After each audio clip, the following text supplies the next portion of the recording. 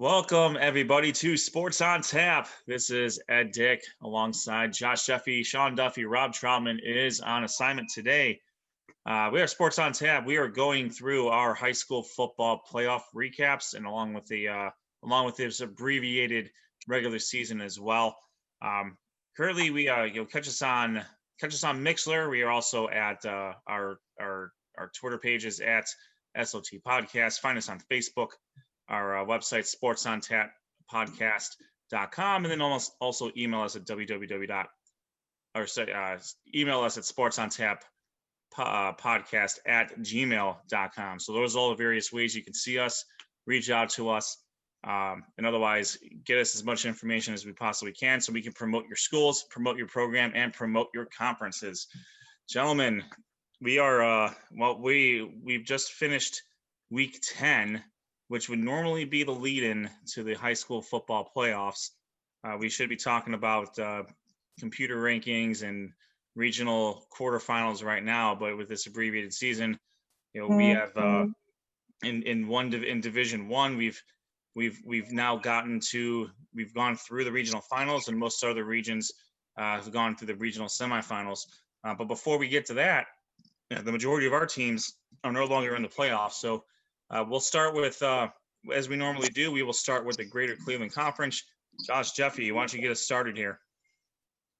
Yeah, just one non-playoff game to speak of. Elyria came through with a 20-13 victory over Division 3 Cheney in this one. So, after their playoff loss to Euclid on October 9th, Elyria did schedule 2 SWC games, which they will be moving into that conference next year. They had a 51-48 loss to Berea Mid-Park. And then last week they came through with a 2 weeks ago, a 50-28 victory over Midview. And then they ended their season with a 20-13 victory over Cheney. So they finished 3-7 on the season, but with a lot of positive momentum going into next year. They did play the second half of their schedule pretty tough against teams like Menor, Euclid, and then they went in to that 21-0 loss against Euclid in the playoffs. But then the last 3 games of the season played some really good football, so a lot of positive things are in the making for the Pioneers for them. The 2 teams that were still in the playoffs, Medina and Menor, we'll talk about them momentarily. They actually played each other in the regional final. The rest of the teams in the GCC did not schedule any games for week 10. So for them, their seasons are over. Very good. I mean, it's here, with Elyria, as you said, they finished strong, and I think they're gaining some positive momentum going into their new schedule next year when they join the Southwestern Conference. So good for them. I'm happy to see that, and I'm looking forward to seeing how the Pioneers are going to do in a different conference where I think they're going to be playing teams that are, for the majority of the teams, are closer to their skill level, for lack of a better term, on a consistent basis. Yeah, that's a really good point. I mean, Coach Culliver has got that team pointing in the right direction. It's been a hard go of it in the Greater Cleveland Conference for the Pioneers, but hopefully, like you mentioned, the move over to the SWC competition levels a little more, for lack of a better term, on their level, and there's more competition for them, and that would hopefully lead to more victories for them. I also think you're looking at commonality. Elyria is very much the outlier in the GCC as far as like travel distance and regional location. They're the only Lorain County team in the GCC. Their closest real. It's not to say that probably played into it, but also looking at the fact that they're playing, their closest game is usually a Strongsville team that's in the GCC. Now they still have to travel the map, but it's a little bit geographically more friendly to them. Your Avon Lakes, not your West Lakes, Olmsted Falls. Yeah, Olmsted Falls, Berea Mid-Park. Because there's been so many changes, I don't know who's in the Southwestern Conference anymore.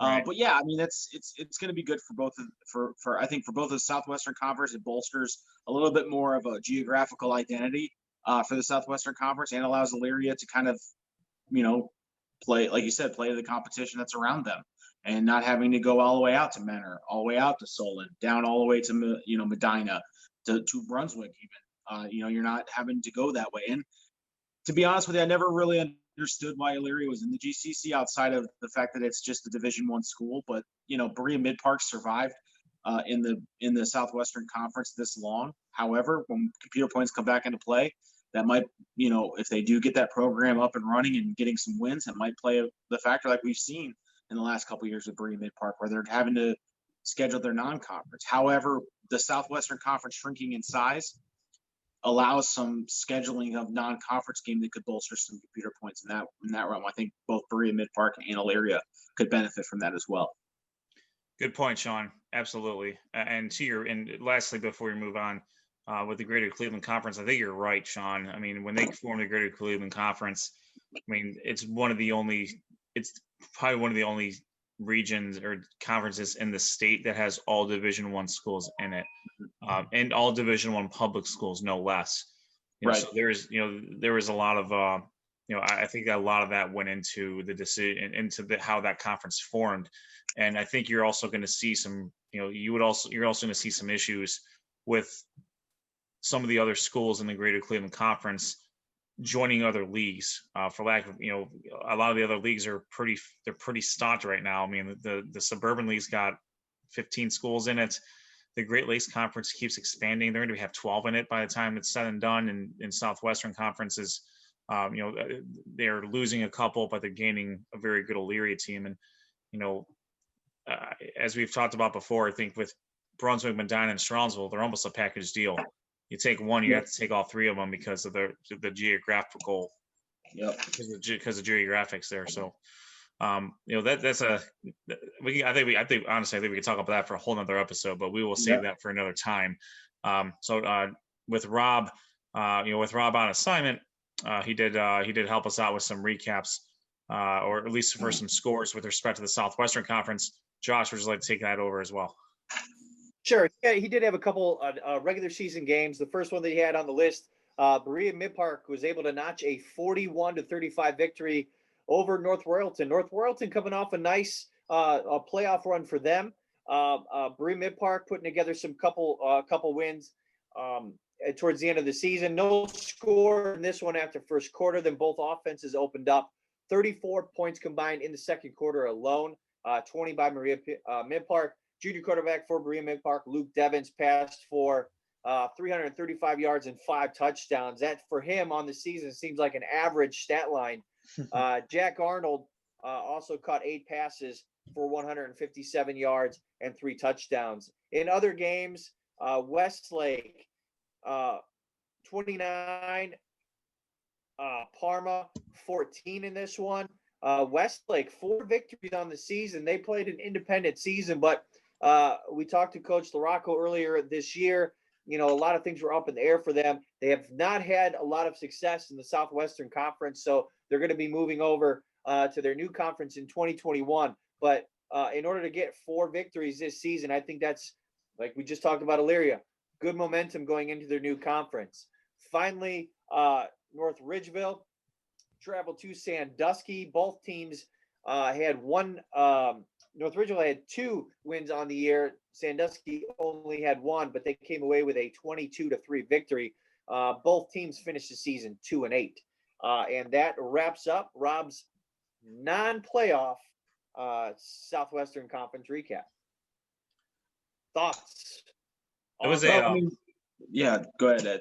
Yeah, with respect to Westlake, I mean, they played. I think Coach LaRocco did it exactly how how they needed to do that. To your point, they've competed in the Southwestern Conference over the course as long as we've been doing this. I think they had 1 year where they were pretty good, and unfortunately, a school like them being poached by so many parochial schools around the area. And we've talked to Coach LaRocco about this. I think it's tough for them to maintain the best kids that live in the area to go there. But so you may get a couple of classes, class here and there that grow up, that come in together, and that could do some damage by the time they're seniors. But as far as building that up from, building them up from, the classes that go afterwards, it seems hit and miss with them. So the move in the move for them to go to the Great Lakes Conference, I think, is a great one as well. And congratulations to the Westlake Demons for improving their win total from last year. It's tremendous effort, tremendous work there. Yeah. Over a Parma team, which I'll get to them here when I go over the Great Lakes Conference. But in Berea Mid Park, they did what a couple other schools in the Southwestern Conference couldn't do, and that's beat North Royalton. That's North Royalton seems to have had the Southwestern Conference's number with this, save for Avon Lake, of course, but even that though is a good game. I mean, it's not like they hung with Berea Mid Park as long as they could.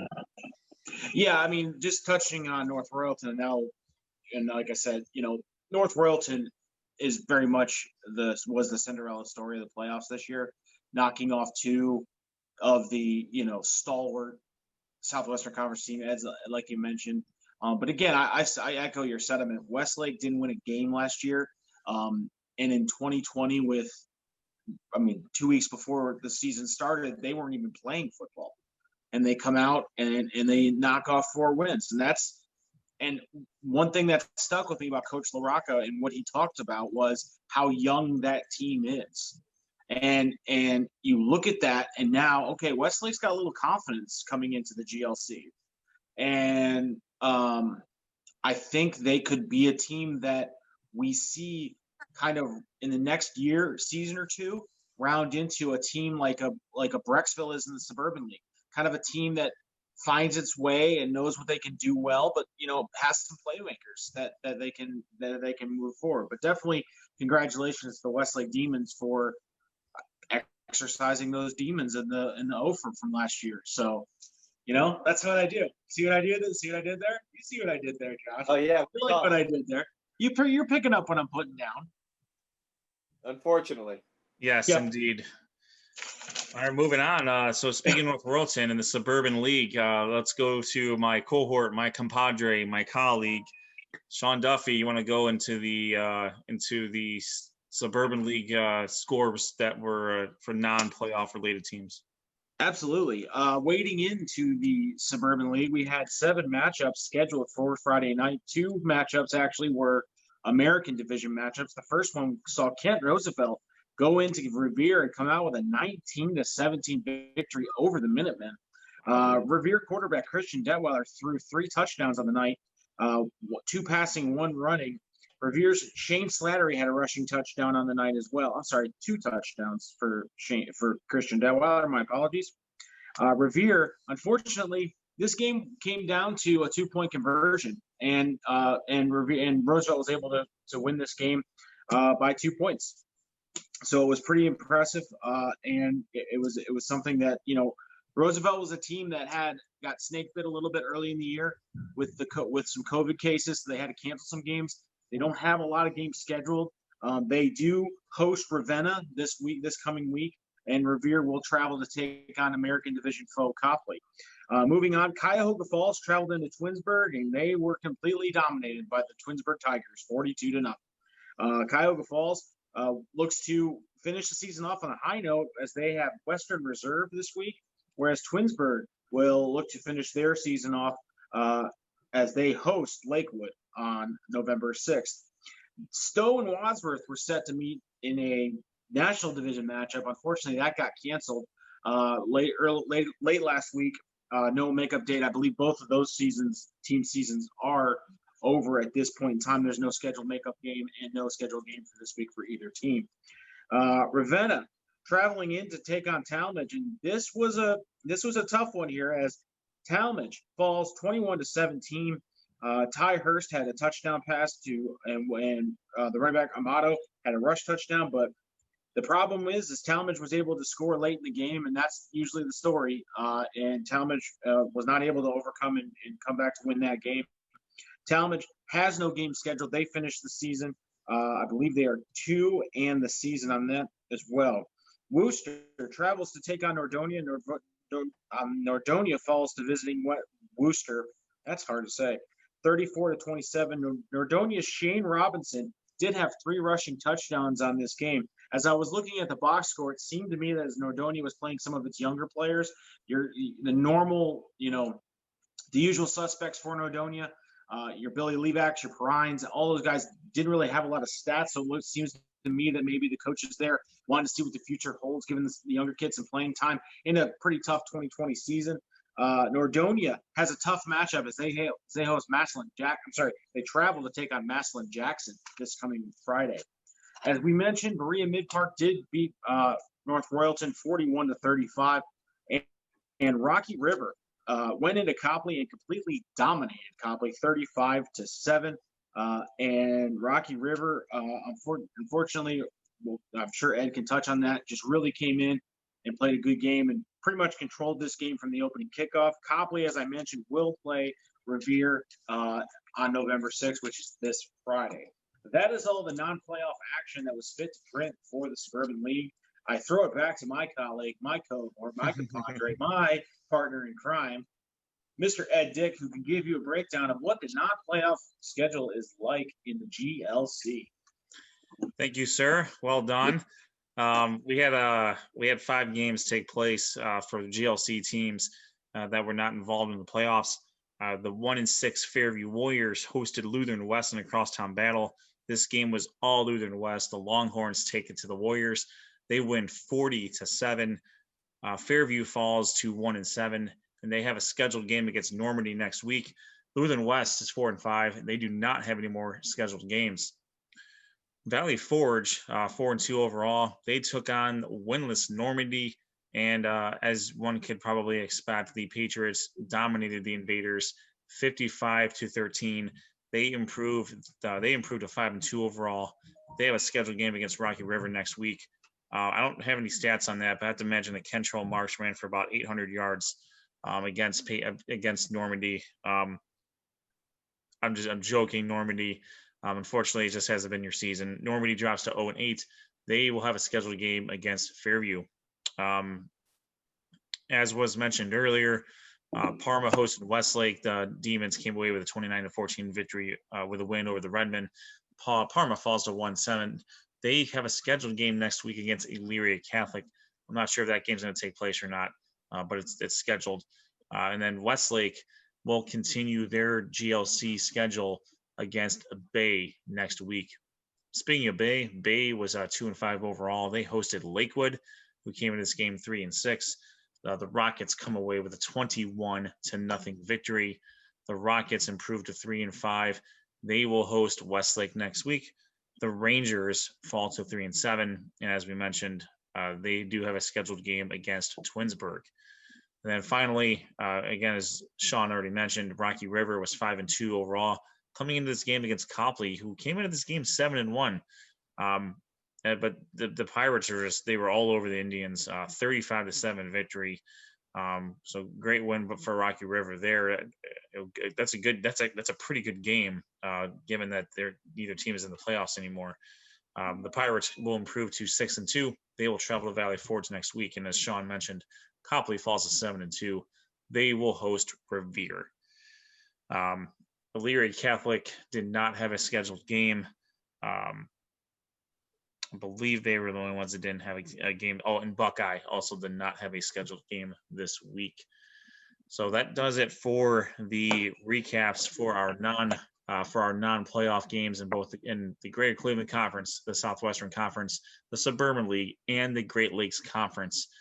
I think a lot of these teams are trying to get those last minute, those last games in, but I think some recaps can become very scarce here in the next week or so. So with that, it's time to get to the playoffs in Division 1, Region 1. And Division 1, as we mentioned earlier, they are in the regional final. They were in the regional final round. So they're determining who's going to win the region and who's going to go to the state semifinals. Josh, we have Mentor and Medina. Tell us about that game. Yeah, I mean, this was No, this was a big game for not only the Menor Cardinals. I think a lot of us expected them to be there, but this was an even bigger game for the Medina Bees, who have never been to a regional final. So first time in school history, and they were coming into this game on fire. And this game started off pretty even. Menor went up on their first possession, up early, 7-0. On Medina's first possession, they drove the ball 65 yards in 10 plays. Scored a touchdown. It was actually Dorian Boyland scored on that one. He totaled 13 carries, 60 yards in this game, made it 7-7. The two teams exchanged touchdowns again to make it 14-14. Menor took again the lead, led by Ian Kipp, who had a total of 6 touchdowns in this game, to go up 21-14. And Medina was on the way back. And then Drew Alar, who had a good game in this one through an interception. And from there, Menor reeled off 35 unanswered points. So with just over 10 minutes left in the fourth quarter, this game was actually in running clock. But Medina did play tough. There was a lot of offensive numbers in this game. We will first start. Let me scroll down here. We'll first start with Menor Cardinals. Ian Camp, like I mentioned, 6 touchdowns in this one, 4 passes, 2 rushing. Riley Coughlin for the Cardinals had 92 yards on 12 carries. Brendan Panhorse also added 78 yards and 10 carries and a touchdown. Receivers for the Menor Cardinals, Evan Harper had 4 catches, 93 yards and 2 touchdowns. I'm going to screw up this name, so I apologize. Sarah Potowski, 4 receptions, 64 yards, and 1 touchdown. For Medina, let me scroll up. They're led by Drew Alar once again. He did spread the ball around. 3 catches went to Juwan Jackson. 5 catches went to Luke Hensley. His brother Drew added 3 catches, and Brennan Schramm had 2 catches for the Bees. Let me scroll up here with my notes. I apologize real quick. Not in a lot of order here. Drew Alar finished 15 of 42 for 279 yards in this one. I'm sorry, it was not an interception. It was a fumble, a turnover that caused that Medina drive just before the half to stall, and that led to the Cardinals to go on their scoring binge. So all in all, a good first half for the Bees, good competitive game for them as they look to advance on to the state semifinals. But Menor, they just turned out to be Menor. A couple of quick things from this game. With that victory, Ian Kipp in his career was 19-0 against the Greater Cleveland Conference. And for the Bees, even though they did lose this game, they have a lot of confidence going into next year. Drew Alar is only a junior, so he's going to be coming back for his senior year. They are going to be losing some players on offense and some players on defense, mostly Luke Hensley, this star receiver. He's going to be graduating, but they have some good young players that are willing to step up here, that will be stepping up. Defense is going to stay pretty much intact, so they are pretty confident they hopefully will be able to return to the playoffs, make a deep run next year. But congratulations to the Menor Cardinals for once again moving on. Congratulations to the Medina Bees for a very, very great season. So, like you mentioned, Ed, the state Final Four, state semifinals are set, and they will be played this coming Friday. Menor will play Pickerington Central. That game will be played at New Philadelphia. And then in the other matchup, Cincinnati St. Xavier will play Springfield, and that game will be at Pickwall High School. And again, those games will be played this Friday. Both games start at 7 o'clock. So a pretty fun first half of the regional final in Division I, Region 1. Just after that, just did not go Medina's way. Well, as we've seen so many times, when an opponent plays Mentor, they you can hang with Mentor for about a half, in which Brunswick was able to do so themselves a couple of weeks ago. But unfortunately, once Mentor gets some momentum going, especially in the second half, it's tough. It's tough to overcome that. It just seems like they keep throwing waves of offense and defense at you, and unfortunately, it's tough to get out from underneath that. Going into this game, I thought the Medina had an offense that was comparable to Mentors, that they could hang with them, and they could score 14. They could hang with them in the first half, and they would also be sustainable going into the second half with Alar's big arm, those receivers that are very athletic, and Coach Laird having mixed up the run game a little bit there, but as we've seen, Mentor's dominance was on full display. Ian Kipp has just been phenomenal since he's taken over as a sophomore quarterback a couple of years back, and he's just grown into the undisputed leader and one of the best players in the state, as we've seen in the past with other 3-year starters like Tadas Tatarunas, Mitch Trubisky, one of the Krizanics as well.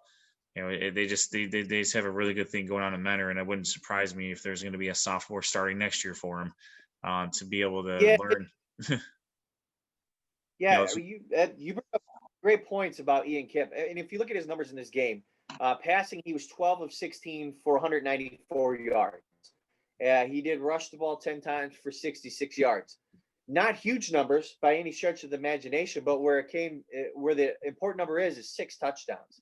Seemed like every time he touched the ball, he was responsible for putting 6 points on the board. And when you have, a player like that could just, not do anything too flashy. And I can argue in this playoff, he has not been, flashy with high offensive outputs, but he's been efficient with his output. And that's just leading the Cardinals to, hopefully for them, their first ever state championship. They're going to come across against a very, very. I'm sorry, Sean. I'll jump in. Let me jump in real quick here. They are going to face the defending Division I state champion Pickerington Central next week. So it's certainly not going to be an easy game for them. And our old buddy Ric Flair says, to be the man, you got to beat the man. And unfortunately, it's not going to be in the state championship game, but it'll certainly they're going to have to take on an albatross and Pick Central to see if they can't get in there. Sean. Yeah, I was just gonna say, Mentor is not uncharted territory for them. They've been deep in the playoffs before. Now, granted, a lot of times they're just gearing up at this point of the year to start their playoff run, so things are a little bit different. It's 2020, so the Pickerington Central is back again is telling, and that the path goes through Pickerington Central. I think Mentor has the firepower, and like you mentioned, it's a very good bring up, Josh, about Ian Kipp. He doesn't have to be spectacular. The Mentor Cardinals are built to that all phases of that game run solid. So as long as Ian Kipp does what he does, whether it's, like you said, facilitate the offense, get the ball into the playmakers' hands, be responsible for those points on the board. The Mentor Cardinals defense has been pretty good all year, and if not outstanding. So it's not as if it's a David and Goliath matchup this week. I don't think that's it. I think for the first time, Mentor has a lot of confidence going into a state semifinal in an uncertain year. So this game is pretty much, I know we can't bet on high school sports, but if we were, I would say this is probably a pick 'em, simply because Mentor is good enough to be there. Mentor is definitely good enough to win a state championship this year. I have not seen a team as dominant as them outside of Archbishop Hoban, which we'll get to here in a second. But Mentor is here, and they've had to go through. Look, they beat both the big parochial schools this year. Maybe not in the playoffs. They let Medina do that, and then they beat Medina pretty handily. So it's not as if Mentor had an easy path. They still had to go through a modified GCC schedule. They still had to play their schedule out, and I think Mentor has an opportunity here to really prove that they can win a state championship, and I hope they do. Mentor's schedule. Their only loss is to St. Edwards, is to St. Ed's in the game that they played there, and I would say, to your point, Sean, they're very battle tested. They've also played a lot more closer games than Pick Central has either. Pick Central has they've pretty much demolished everyone they've played. Their closest game was was a second round playoff game against Hilliard Derby. That was a 19-point win, but they had over 30-point wins the majority of their games. So as a defending state champion, Pick Central certainly knows what to do, and they're certainly not going to be scared about Mentor at all. Yeah. But I would be remiss to dismiss Mentor in any conversation because of what they've been able to do. And quite honestly, I think you wonder, we may have talked about this in the past.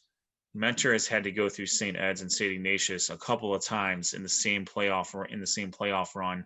And by the time they got to a regional final, the regionals or the state semifinals or even the state finals, it just seemed like they ran out of gas. You'll wonder if that may have happened with Medina this year too. Having conquered, two of the state powers and then coming up against a third in 3 weeks. I mean, name me one team that's beaten Ignatius, Mentor, and Eds in the same year, let alone in 3 straight weeks. I can't. That you won't find one. You will not find a team that has done that, and I don't think there's really many teams in the state that can, that would be able to accomplish that. So, hats off to Medina. Tremendous year. A lot of us that live in the area. Me personally, I was pulling for Medina, and for the show's sake, I hope Mentor continues on. That's all I'll say about Mentor. They're very, very good. I'm pissed we can't beat them. I'm pissed other teams in this area can't seem to beat them except for the parochial schools. But they're very, very good, and I respect that. So that does it. Well said. All right, so so we'll check back in with Josh next week for Division 1. The regional playoffs are over.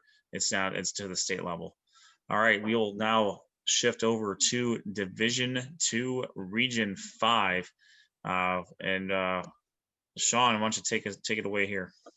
Yeah, the matchup we'll start with is obviously the one featuring the Suburban League, the lone Suburban League team in Division 2, Region 5. That's still remaining. The Hudson Explorers hosted the Warren G. Harding. I don't know what they're the Raiders. The Raiders? Yeah. Okay. The Raiders from Warren G. Harding. I was literally going to call them the Warren G. Hardings, but that didn't sound right. But in this game, last week was a tough game for Hudson. They had to battle it out to win. They had to go to an extra period. They did what they needed to do to win. And this week was a little bit more of what we've seen from Hudson. More offense, more offensive explosion. Their defense was able to corral the Raiders from Warren G. Harding.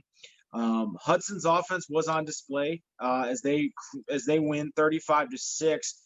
Basically, this was behind Jacob Peltani, the quarterback from Hudson. He went 9 for 12, 133 yards, 2 touchdowns passing.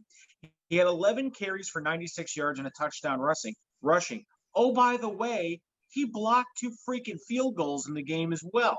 So whenever a play, as much as Josh mentioned with Ian Kipp being involved in every scoring play, Peltani does that one up on you because he was involved in pretty much every scoring play. But also prevented a couple scores from additional points coming on the board by blocking field goals on the special teams. Hudson running back Aiden Lau did chip in with 2 rushing touchdowns, but they were able to get the win. They move on to the regional finals, and guess who they get to face as the prize of that? They will face Archbishop Hoban, the number 1 seeded Akron Archbishop Hoban, who was a 37-0 winner over Benedictine. That's the second time they beat Benedictine this year. Hoban is the number 1 seed. Hudson's the number 3 seed. We kind of talked about this in this particular region, that we kind of cherry picked this matchup. And again, I said it every week when the playoff brackets were released, that all roads to the state finals go through Hoban. Hoban is a very good team, probably the most complete team in really any division, I would say.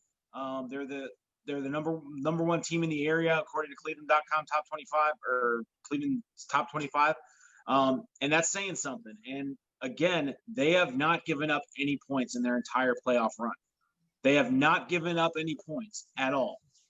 And now the challenge for Hudson is, can they continue to find ways to score? Not only that, can they stop Hoban from seemingly scoring on everybody? This is going to be something I'm following. I'll be following for sure Friday night when they play. It's obviously a home game for Archbishop at Archbishop Hoban. Hudson does have to travel there, but it'll be interesting to see how this game plays out, because Hudson does have the ability to score. Hudson does have the ability to stop people from scoring, but I wonder if the talent at Hoban is just too much for them. And that's something that's, definitely got to be weighing on the coach's mind, is how do you stop Hoban? Because everybody's tried, no one has this year.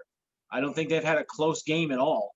I haven't really gone through their schedule but it's not they haven't necessarily been, eking wins out. They're decisively winning here, and there's a reason why they're the number one team in the area. Their closest game this year was to a Benedictine team earlier in the year, as you said, and that was the 31-24 win for Hoban. But then you saw what happened when they got to see Benedictine a second time, right, and they made some adjustments, obviously. Yeah. Hoban is just a juggernaut. They shut out St. Ed's. St. Ed's is no slouch, obviously, and there's not one team on their schedule that's in the state that had a losing record short of playing them. I mean, Benedictine's got a losing record solely because of Hoban. So Hudson's just been tremendous this year, and they played a very good schedule. The Suburban League National Division is one of the best Division II divisions, or one of the best. That's one of the best conferences for Division II football in the state. A team. We'll get to Brecksville here later, but Brecksville, Wadsworth, North Royalton. They took care of Royalton, and Royalton there was go to the playoffs and upset some teams. Hudson and Hoban both make it look easy, but it was just a matter of time before these two teams collided, and this is exactly what we had predicted earlier in the playoffs. And Hudson had a little bit of a rockier road to get there with the game against Riverside. As Josh did Champions Pose there to remind us of. Gets lucky one time. Literal Champions Pose with the belt behind them, but regardless, I'm really interested. I'm really interested in this game too, Sean. I don't think Hudson's played a team like Hoban. Well, I shouldn't say that. Hudson's run into some very, very good teams in the playoffs, and they have just been on the unlucky side of those when they've played them. So we'll see what Hudson can bring to the table this week. And this is going to be a very, very good game. I'm very excited for it. Yeah, it's shaping up. I mean, obviously, like you mentioned, we talked about this potential matchup when the brackets came out, and it was something that we hoped we would get there, and now we have it. It's probably the second best matchup of next weekend, of next Friday. I would also challenge you to say what we're going to talk about next in the Division II Region 6 has a potential for an interesting matchup. I think a little intrigue there, but definitely good luck to Hudson. I mean, I cover the Suburban League for Sports on Tap. I have not been able to see them live and in person this year just because of the way the schedule kind of worked out, but they got an offense, man. And if you can score points, you know what? A shootout. If you're in a shootout with Hoban, maybe you get lucky. Who knows? But yeah. I'll take it from here. We'll move on to Division II Region 6. The first matchup, I believe, will go with Avon Lake and St. Francis. Toledo St. Francis. Toledo Central Catholic. Toledo Central Catholic. One of the Toledo ones. This was actually a tightly contested game. The story for offense for Avon Lake early was their kicker, Owen Wiley. He made 3 field goals on all 3 attempts to give the Shoremen a 9-0 lead. His longest field goal was a 44-yarder. Gage Dusler also scored a touchdown for Avon Lake in this battle, but it actually came down to the final drive. Toledo Central Catholic was driving down all the way deep into Avon Lake territory. Avon Lake made a defensive interception in the end zone, and the interception was made by Billy Simpson, and that actually won the game for the Shoremen. They are the number 3 seed in Division 2 Region 6. They will move on to play the winner of the other game in this region, and that pitted number 1 seeded Avon against the number 5 seeded Brecksville. Brecksville, Sean. The Bees. There you go. And Sean, chime in if you want this one from Rob's end, from the Avon end. This was a tightly contested game.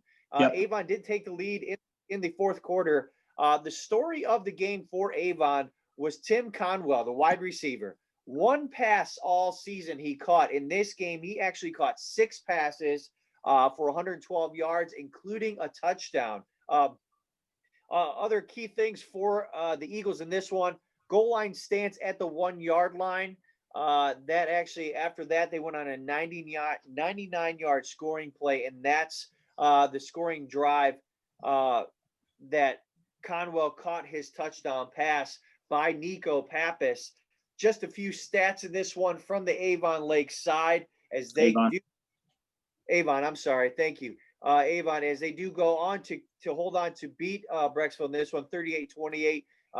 They're led by Nico Pappas, who was, let me see where it is here, 12 of 20, 212 yards and 2 touchdowns. Rushing wise for Avon, Devin Hunter had 17 carries, 99 yards.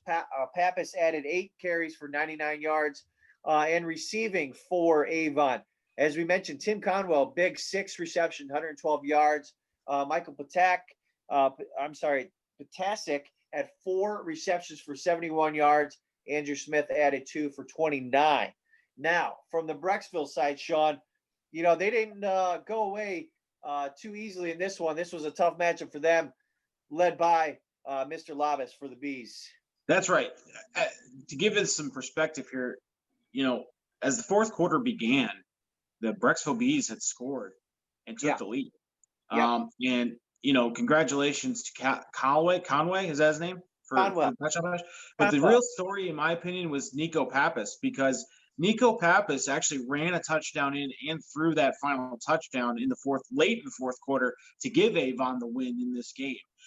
Brecksville, unfortunately, you had the weapons. You had Garrett Kubitz. You had Joe Labitz. You had Jeremy Genazzo.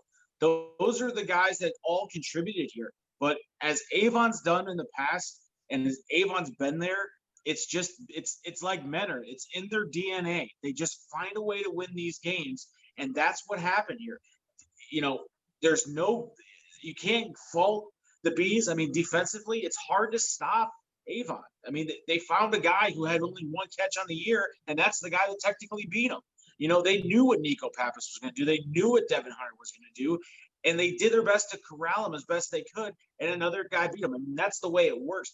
No shame in the game for the Bees and Joe Labus. I mean, we're going to be seeing Joe Labus in the Big Ten here next year and for a couple years to come, and I'm excited to see that too, because I've seen Brecksville and Joe Labus play football 3 or 4 times this year, and it's been impressive, the throws he's making. From a high school senior being able to throw out routes on the back shoulder, on the leading shoulder, that's tough. That's tough to teach anybody. And this kid's got zip on the ball. He very, very accurate on deep throws, and he was impressive. And again, we repeat that: 18 of 31, 255. I'm sorry, 9 of 12, 133, 2 passing touchdowns, and he also carried the ball. This was impressive. No, I'm sorry. 18 of 31, I got mixed up. 18 of 31, 255, 4 touchdowns, 2 rushing, 2 passing. Garrett Kubitz on this game did have 32 carries, but like you mentioned, he was stopped on a 4th down from 2 yards out. And that's an impressive stop, because not a lot of people stopped Garrett Kubitz this year. I've seen that kid run, and he is a anvil going through the line.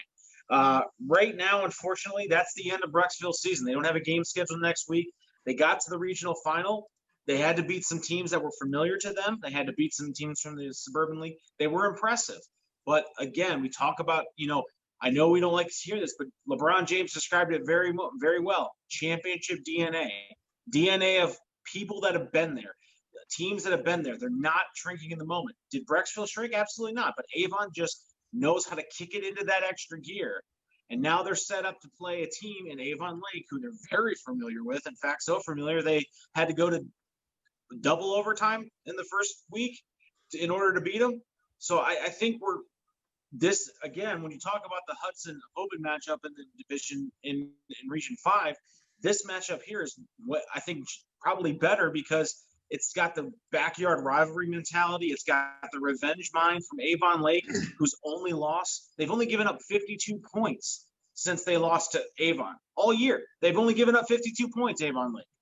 So that's saying something. And it's not this has a potential to be a really, really tough, hard-hitting football game with two teams that are so familiar with each other that you wonder if it's going to be you got to keep emotions in check in this game because there's the rivalry aspect, there's the revenge aspect from Avon Lake, as I mentioned, and now there's a trip to the state, to the state semifinals on the line as well. I mean, come on, this is what I mean for 2020 being as crazy as it is, and now you have these two teams in this division playing for a right to the regional championship. If you live in Avon or the greater Avon area, you're going to be paying attention to this game. Certainly. The first game was a 33-30 victory in favor of the Eagles in double overtime. And we've seen these teams play multiple times in the same year and split. Yeah. And split. So whatever happens in the first game certainly is not indicative of what's going to happen in the second game. So these two teams know each other so well. And when you play a team as much as you play, between Avon Lake and Avon, at this point there's really nothing more you could do from a schematic standpoint. It's just you buckle up, and you see who's the better team on that night, and whether it's going to be a guy like Tim was it Conway or Conwell? Conwell, yes. Is it whether it's going to be a player like Tim Conwell? And I heard. It's funny you mentioned that specifically because I heard a Saturday morning when I took my son to a doctor's appointment on WEOL. They were talking about that game, and they were talking with Coach Elder specifically about Conwell, about how he was, he had been playing JV, and he wasn't particularly happy with where he was with respect to on the varsity level, and Elder basically said. Or Coach Elder said, you got to show up on JV, pop out on JV, and we'll get in, then Friday nights will be there for you. And he was able to do that. And when he was needed the most, boy, did he deliver. And that's certain. I can tell you, Sean, to your point, Brecksville, Broadview Heights probably had no clue about this dude. No. And he just shows up and he balls out. I'm not sure if you're gonna see that between these two teams because they know each other so well. But you never know. It could be the most unlikely of players that makes the biggest impact, and could be what turns the tide in this game. I can tell you what, neither one of them has the advantage on the kicking aspect of it because both kickers are phenomenal. Avon and Avon Lake special teams are fantastic. So that you're not gonna. There's not a decisive edge on either one of those teams for either one of those teams there. So this is the epitome of line them up and let's see who wins. Yeah. And one key fact that this goes for all the games that we're going to be talking about in every playoff game in the state. Weather, for once, will not be a factor in November. It's going to be very nice. It's like a late September game, so that's not going to be a factor. So this is where like the kicking game, could be very important. That it could come down to it. So that's where having good quality kickers. And we talked at a lot last week about how good having a kicker is, and for this game, for the regional championship between these two teams, that could be it. Who's going to step up? And with these programs that Sean, like you said, having that championship mentality. Everyone's got to be ready. Everyone's got to be be ready to step up and be prepared, who is that going to be? That's the question. Absolutely. Absolutely. So Avon Lake, that game will take place at Avon. That will also be this Friday at 7 p.m. Now there is there is one more game that's on the playoff docket. We'll unfortunately there are no more teams in Division 3 Region 9 that represent our area.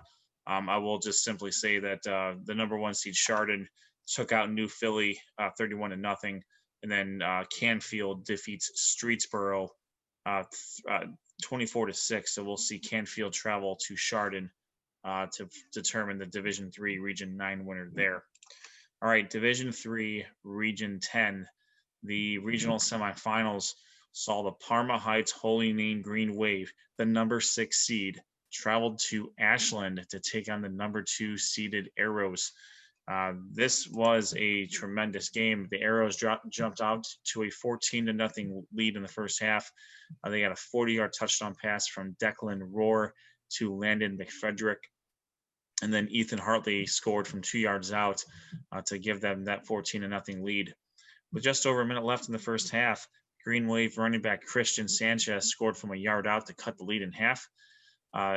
Going into the second half, after an Ashland punt to start, Sanchez found the end zone again from 2 yards out to tie the game at 14-all. The Green Wave defense, later in the game, they stopped Ashland on 3rd and 4th down with 1 yard to go, and they were able to take over possession with just over a minute left from Ashland's 40-yard line. So that was a really, really gutsy call on Ashland's part to try to get that first down and keep the momentum going on their side. But the Green Wave defense, as they've done all year, held true and were able to get quarterback Javon Williams and that potent offense the ball back. They didn't need to get a touchdown, though. They were able to get in a position for a 26-yard field goal attempt by senior Jonathan Stanislaw. And with 3 seconds left, Stanislaw's kick was true and good. Holy Name scores another upset. They go on the road. They have taken out the number 3 seed. They have now taken out the number 2 seed on the road. They win 17-14 with the win. Holy Name improves to 7-1 overall, and they will travel to number 1 seed Tiffin Columbian. They had themselves a battle as well. They were a 34-24 winner over Millersburg West Holmes to set that matchup up. So this game will take place on Friday night. The number 1 seed Tiffin Columbian will take on Parma Heights Holy Name. The Namers will be Road Warriors again, and we'll see if they can come away with a victory. Tiffin Columbian is certainly no slouch, but they've played some good games. They had a very tough game against Revere, Sean, a couple of weeks ago, and they played a very game Millersburg West Holmes team that scored a couple of road upsets up to this point. Anyways, they were able to take out. They won their first round matchup pretty handily. They went on the road and took out number 5 seed Cloverleaf, and then they took out the number 4 seed Parma Padover Bruins. So they were certainly up to the task against Tiffin Columbian. I don't know much about them, to be quite honest with you. I do know about Coach Wondolowski and the Green Wave Holy Name. They have a very, very opportunistic defense, as we've saw in their playoff run. Their sophomore quarterback Javon Williams is tremendous. He is a dual threat. He can throw the ball. He can pass the ball. Sorry, that's the same thing. He can pass the ball. He can run the ball. He's very elusive. And Christian Sanchez is a bulldog. The dude is big. He can, if he gets out to open space, he has a little bit of speed to get away They have some very, very good players on both sides of the ball, and I think they're primed. I think they're ready to go, and I think I give them a pretty good shot. I don't want to say about bending Tiffin Columbian. I think they're going to give them a very, very good game. it would not shock me if they're able to win this game and move on to the state semifinals. You know, I look back to the Revere game versus. Sorry. I look back to the Tiff and Columbian game versus Revere, and Tiff and Columbian, you know, they were down in that game until the fourth quarter, and they had to score late twice to come back and win that game 28-21. And kind of the same issue too. They had a game last week that, you know, was tightly contested. So I think if Holy Name can hang and do what they've been doing all year, which is, like you said, an opportunistic defense, not shooting themselves in the foot, playing good, solid, clean football, I think they do have an opportunity. Now, wouldn't that be a story that the 6 seed beat the 3, 2, and the 1 seed to get to the state semifinal? That's a good story too. But yeah, I mean, obviously, you know, it forces you to go on the road, but they've won on the road all year or all playoffs. So we'll see. I think they have a pretty good chance. And again, a good defense takes you a long way in the playoffs, especially when you're on the road. If you can lean on that defense to kind of stem the tide a little bit, you can, you know, allow maybe your offense to get some more momentum, maybe some additional opportunities, things like that can really kind of turn the tide for you. So something to think about, but definitely good luck to Holy Name. Represent the GLC deep into the playoffs here. Absolutely. I'm happy. You know, I was, you know, the GLC for the most part, you know, I love the conference. I'm very glad that we have been able to pick them up and expand our coverage area there. But, you know, in a short time that we've been covering them, they haven't had the most of playoff successes. Holy Name has been the bright spot in the playoffs. They made it to the regional semifinals last year as well. This year they've upped their game and made it to the regional finals. And you know, with Javon Williams being only a sophomore, I believe there's going to be definitely potential, you know, led by him to be able to get there in the next couple of years. But you know, since you're in the regional finals and you've already beaten some top tier teams to get there, give it your best shot. Coach Wondolowski will have that team ready to roll, and you know, much like the other teams that are playing that involve our schools, I'm looking very forward to seeing the result of this game as well. So, so that's going to wrap it up for our playoff coverage of currently Division I, Region 1.